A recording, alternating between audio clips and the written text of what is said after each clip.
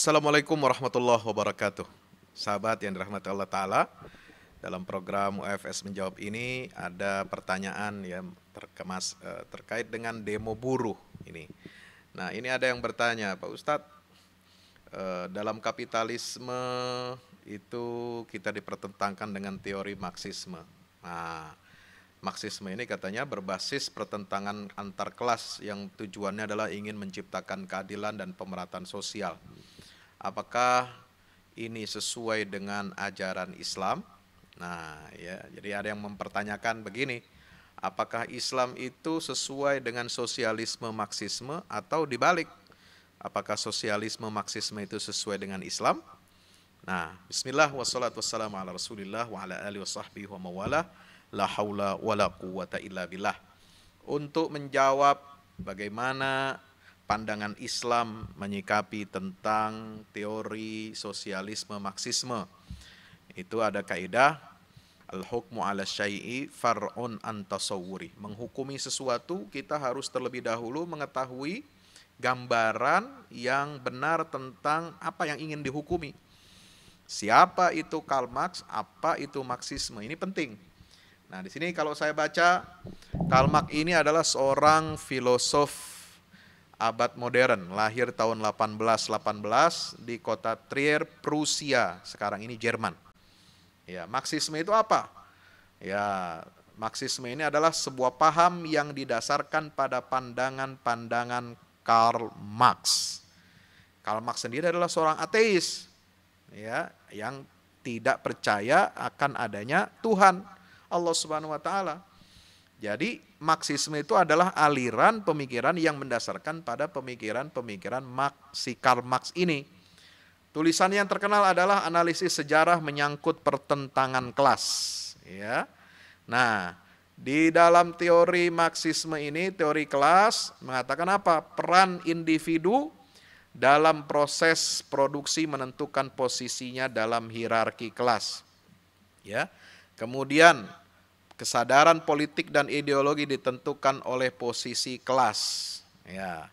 Marx menguraikan kelas-kelas tersebut yang dianggap sebagai kelas yang sebenarnya apabila kelas itu bukan hanya sebagai objektif golongan sosial dengan kepentingannya sendiri, melainkan juga secara objektif menyadari dirinya sebagai kelas masyarakat, golongan khusus yang mempunyai kepentingan-kepentingan khusus dan mau memperjuangkannya.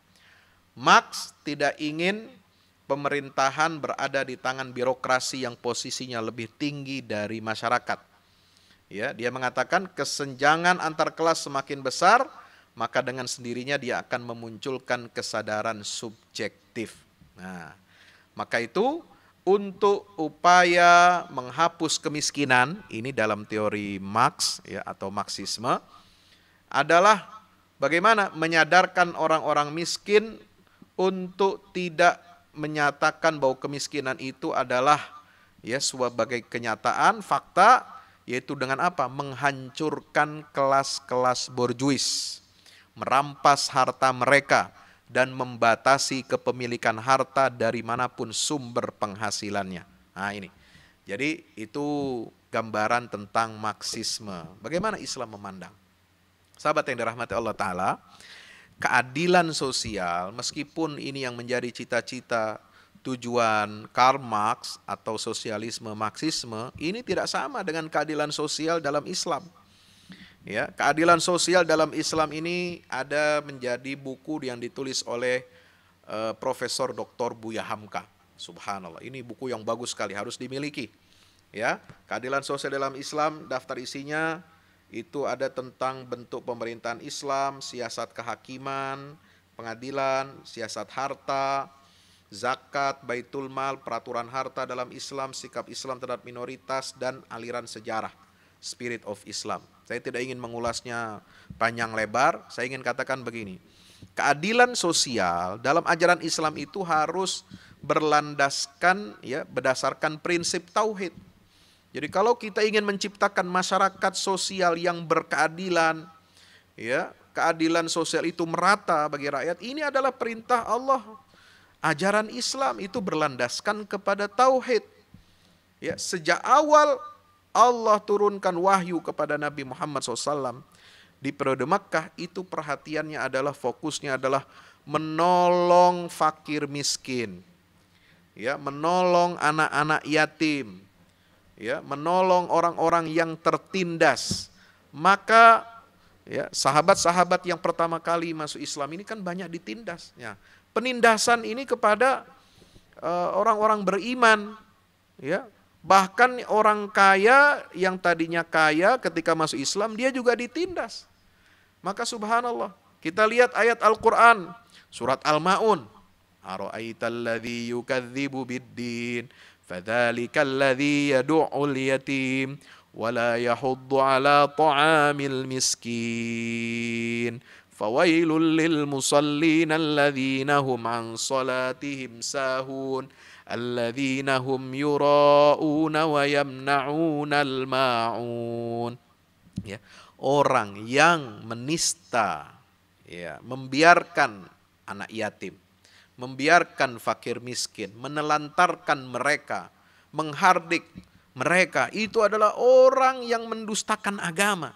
Jadi keadilan sosial, pemerataan, ya, secara kepemilikan harta sosial ini bisa dirasakan oleh kaum-kaum marginal, kaum mustadafin. Itu adalah prinsip ajaran Islam, tetapi cara mewujudkannya tidak sama dengan apa yang, ya, digariskan oleh Karl Marx.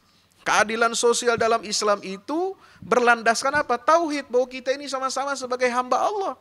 Ya ayuhan nas ittaqu rabbakum alladzi khalaqakum min nafsin wahidah wa khalaqa minha zawjaha wa batha minhuma rijalan katsiran wa nisaa wattaqullaha alladzi tasaaluna bihi wal arham. An-Nisa ayat 1. Jadi harus berangkat dari ketakwaan kepada Allah. Kita merasa sebagai anak manusia, anak Adam ini sama-sama sederajat, ya, sama-sama sebagai hamba Allah, dan kita harus bertakwa. Dan disitulah kita berlomba-lomba, fastabiqul khairat, ya, kita menjadi hamba Allah, bertakwa kepada, termasuk mencari harta yang halal, yang diberkahi oleh Allah Subhanahu wa taala. Soal kemiskinan itu bukan absolut. Kemiskinan itu bukan takdir, kemiskinan itu adalah fakta sosial dan bisa kita rubah. Kita harus bekerja, makanya Islam mengajarkan, mendorong kita untuk berusaha, ya kan? Wa qul i'malu fasayarallahu 'amalakum wa rasuluhu wal mu'minun. Islam ini mengajarkan kita untuk giat berusaha, ya, giat mencari rizki. Ya ayyuhalladzina amanu kulu min thayyibati ma razaqnakum washkuru lillahi in kuntum iyyahu ta'budun.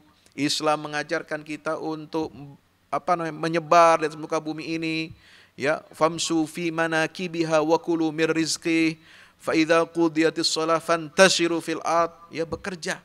Nabi enggak suka melihat umatnya ini malas-malasan, ya, umatnya miskin enggak suka. Bahkan Nabi mengajarkan doa, Allahumma inni a'udzubika minal hammi wal hazan wa a'udzubika minal azzi wal kasal wa a'udzubika minal jubni wal bukhl wa a'udzubika min ghalabatid dain wa qahrir rijal. Minta perlindungan kepada Allah dari apa? Dari gelisah, dari rasa sedih, dari rasa lemah, dari sifat pemalas. Minta perlindungan kepada Allah dari terlilit hutang, dari penguasaan aset oleh orang lain. Subhanallah. Ini, ya, supaya umat Islam ini apa? Berdaya. Ya, jangan kita berpangku tangan malas-malasan, akhirnya kita jadi miskin. Maka ini yang diperintahkan oleh agama Islam ini berlandaskan tauhid semuanya. Dan kita merasakan, ya, perintah Allah untuk apa? Berbagi. Nah, berbagi itu adalah bagian dari perintah Allah Subhanahu wa taala. Ada yang kaya berbagi kepada yang miskin. Ya, yang kekurangan dia mendapatkan perhatian, ada jaminan sosial. Jaminan sosial dalam Islam ini luar biasa. Dengan apa? Zakat, dengan infak, dengan sedekah. Ya, di situ dikatakan apa? Khudz min, dalam surat At-Taubah. Khudz min amwalihim shadaqatan tutahhiruhum wa tuzakkihim biha wa shalli alaihim inna shalataka sakanul lahum. Ya, ambil harta dari orang-orang kaya itu. Untuk apa? Zakat itu sebagai apa? Pembersih hati mereka dari sifat bakhil, membersihkan harta mereka dari kotoran-kotoran yang itu merupakan hak. Wa fi amwalim hakun lisaili wal mahrum. Subhanallah. Ya, kemudian ditetapkan kewajiban kita untuk berzakat. Innamas shadaqatu lil fuqara wal masakin wal 'amilina 'alaiha wal mu'allafati qulubuhum wa fir riqab wal gharimin wa fi sabilillah wa ibnis sabil. Ada 8 asnaf yang wajib menerima zakat. Nah, ini semua jaminan sosial. Inilah keadilan sosial. Keadilan itu bukan berarti sama rata sama rasa, tapi ada kepedulian. Orang kaya memberikan kepada yang miskin, ya kan?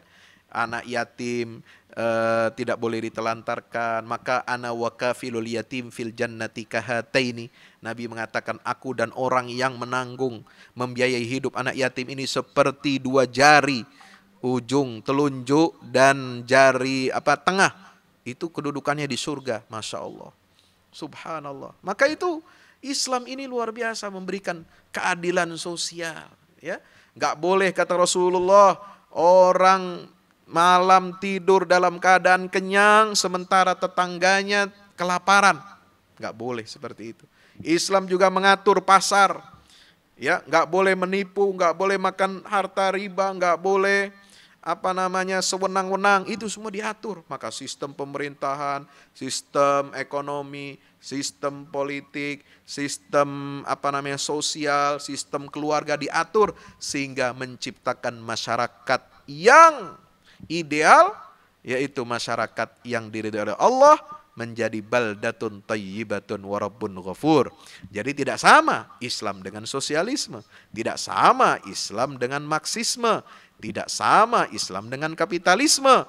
Maka Islam mewujudkan keadilan sosial itu dengan apa? Dengan cara-cara yang ma'ruf, dengan modal, dengan prinsip ketakwaan kepada Allah, dengan prinsip tauhid kepada Allah Subhanahu wa taala, dan ada takaful, saling mengayomi dan saling memberikan pertolongan, perlindungan. Nah, inilah ajaran Islam, bukan dengan pertentangan kelas. Enggak pernah Nabi mewujudkan keadilan sosial, ya, menyuruh umatnya membunuhi orang-orang kaya, merampas harta mereka. Enggak ada. Itu bukan ajaran Islam.